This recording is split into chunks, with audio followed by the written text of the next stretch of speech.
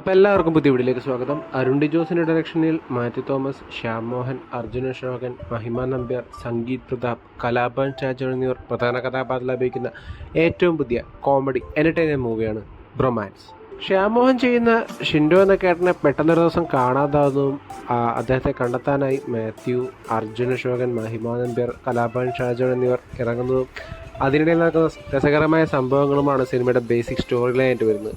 ബിൻഡോ, ഷിൻഡോ എന്നീ മാത്യു, ശ്യാം മോഹൻ ചെയ്യുന്ന ക്യാരക്ടേഴ്സ് തമ്മിലുള്ള ആ ഒരു ബ്രദർലി അഫെക്ഷൻ സിനിമയുടെ തുടക്കത്തിൽ തന്നെ വളരെ പെട്ടെന്ന് എസ്റ്റാബ്ലിഷ് ചെയ്യാൻ സാധിച്ചതുകൊണ്ട് തന്നെ ഷിൻഡോയെ കാണാതായതിനു ശേഷമുള്ള ബിൻഡോയുടെ ഒരു മാനസിക സംഘർഷങ്ങളെല്ലാം കോമഡിയുടെ പശ്ചാത്തലത്താണ് പറയുന്നതെങ്കിൽ പോലും നല്ലൊരു തന്നെ എഫക്റ്റീവായി തന്നെ എനിക്ക് സിനിമയിൽ അനുഭവപ്പെട്ടിട്ടുണ്ടായിരുന്നു. അതിനുശേഷം സിനിമയുടെ ഓരോരോ റെഗുലർ ഇൻ്റർവ്യൂസിലായി സംഗീത് പ്രതാപ്, അർജുന അശോകൻ, മഹിമ നമ്പ്യാർ, കലാഭവൻ ഷാജോൻ എന്നിവരുടെ ക്യാരക്ടേഴ്സിനെയും ഇൻട്രൊഡ്യൂസ് ചെയ്തതിനു ശേഷം സിനിമ വളരെയധികം എൻ്റർടൈനിങ് ആയി സിനിമയുടെ അവസാനം വരെ പോയതായി എനിക്ക് തോന്നിയിട്ടുണ്ടായിരുന്നു.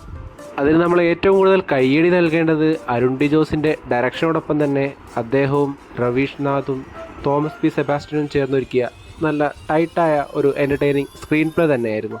മാത്യു തോമസ് താൻ ഇതുവരെ ചെയ്തിരുന്ന ഒരു ക്യാരക്ടേഴ്സ് എന്നെല്ലാം മാറി കുറച്ചുകൂടി ലൗഡും എക്സ്പ്രസീവായിട്ടുള്ള ക്യാരക്ടറായിരുന്നു ഈ സിനിമയിലുടനീളം പെർഫോം ചെയ്തിട്ടുണ്ടായിരുന്നത്. ഇടയ്ക്കെല്ലാം കയ്യിൽ നിന്ന് പോകുമെന്ന് തോന്നൽ ഉണ്ടാക്കിയെങ്കിൽ പോലും വളരെയധികം കൈയടക്കത്തോടെ ആ ഒരു ക്യാരക്ടറിനെ അദ്ദേഹം പെർഫോം ചെയ്തതായി എനിക്ക് തോന്നിയിട്ടുണ്ടായിരുന്നു. ഇനി മഹിമ നമ്പറിലേക്ക് വരികയാണെങ്കിൽ ഇത്തരം സിനിമകളിൽ നായികക്കുള്ളൊരു പ്രസക്തി കണക്കിൽ വെച്ചുകൊണ്ട് തന്നെ ഒട്ടും മോശമാകാതെ തന്നെ തൻ്റെ റോൾ വളരെ ഭംഗിയായി തന്നെ അവർ പെർഫോം ചെയ്തതായി എനിക്ക് തോന്നിയിട്ടുണ്ടായിരുന്നു. അടുത്തതായി കലാഭവൻ ഷാജോൻ ചെയ്ത കൊറിയ ബാബു എന്ന ക്യാരക്ടർ കൊറിയൻ മൂവീസിൽ നമ്മളെല്ലാവർക്കും സുപരിചിതനായ ഡോൺലി അനുസ്മരിപ്പിക്കുമെന്നുള്ള ഒരു കോസ്റ്റ്യൂംസും ആ ഒരു ആറ്റിറ്റ്യൂഡുമായിരുന്നു ഈ സിനിമയിലുടനീളം ഡയറക്ടർ നൽകിയിട്ടുണ്ടായിരുന്നത്. അത് ആ ഒരു ക്യാരക്ടർ പിടിച്ച് തന്നെ അദ്ദേഹം ചെയ്തതായി എനിക്ക് തോന്നിയിട്ടുണ്ടായിരുന്നു. അടുത്തതായി അർജുന അശോകൻ ചെയ്ത ഷബീർ എന്ന ക്യാരക്ടർ ഫസ്റ്റ് ഹാഫിൽ വളരെയധികം കാമായി നിന്നുകൊണ്ട് സെക്കൻഡ് ഹാഫിലേക്ക് എത്തിയപ്പോൾ അദ്ദേഹത്തിന് ഒരു അഴിഞ്ഞായിട്ട് തന്നെ എനിക്ക് കാണാൻ സാധിച്ചിട്ടുണ്ടായിരുന്നു. കയ്യിൽ നിന്ന് പോകുമെന്ന് ഞാൻ നേരത്തെ മാത്യുവിനോട് പറഞ്ഞ പോലത്തെ ഒരു ക്യാരക്ടറാണ് ഇതെങ്കിൽ പോലും സ്ക്രീൻ പ്ലേ വൈസ് ഇത് ജസ്റ്റിഫയബിൾ ആയതുകൊണ്ട് തന്നെ വളരെയധികം കൈയടക്കത്തോടെ ആ ഒരു ക്യാരക്ടറിനെ അദ്ദേഹം ചെയ്തതായി തന്നെ എനിക്ക് തോന്നിയിട്ടുണ്ടായിരുന്നു. ഈ സിനിമയിലെ ഏറ്റവും എൻ്റർടൈനിങ്ങും എനിക്ക് ഏറ്റവും ഇഷ്ടപ്പെട്ട ഒരു ക്യാരക്ടറുമാണ് സംഗീത് പ്രതാപ് ചെയ്ത ഹരിഹരസുധൻ എന്ന എത്തിക്കൽ ഹാക്കറിൻ്റെ ക്യാരക്ടർ. പ്രേമലിൽ നമുക്കെല്ലാവർക്കും പ്രിയങ്കരനായ അമൽ ഡേവിസിനെ ചെയ്ത സംഗീത് പ്രതാപിൻ്റെ മറ്റൊരു കിടിലൻ പെർഫോമൻസ് ആയിരുന്നു ഈ സിനിമയിലുടനീളം അദ്ദേഹം പുറത്തെടുത്തിട്ടുണ്ടായിരുന്നത്. അതുകൊണ്ട് തന്നെ എനിക്ക് വളരെയധികം എൻജോയബിളായി തന്നെ അദ്ദേഹത്തിൻ്റെ പെർഫോമൻസ് ആസ്വദിക്കാൻ സാധിച്ചിട്ടുണ്ടായിരുന്നു. അതോടൊപ്പം ശ്യാം മോഹൻ തനിക്ക് കിട്ടിയ സ്ക്രീൻ സ്പേസ് അനുസരിച്ചുള്ള പെർഫോമൻസ് ഈ സിനിമയിലുടനീളം പെർഫോം ചെയ്തിട്ടുണ്ടായിരുന്നു. അതോടൊപ്പം തന്നെ ബിനു പപ്പു, മെൽവിൻ ജി ബാബു എന്നിവർ തങ്ങൾക്ക് കിട്ടിയ വേഷം മോശമാകാതെ തന്നെ ഈ സിനിമയിൽ പെർഫോം ചെയ്തിട്ടുണ്ടായിരുന്നു.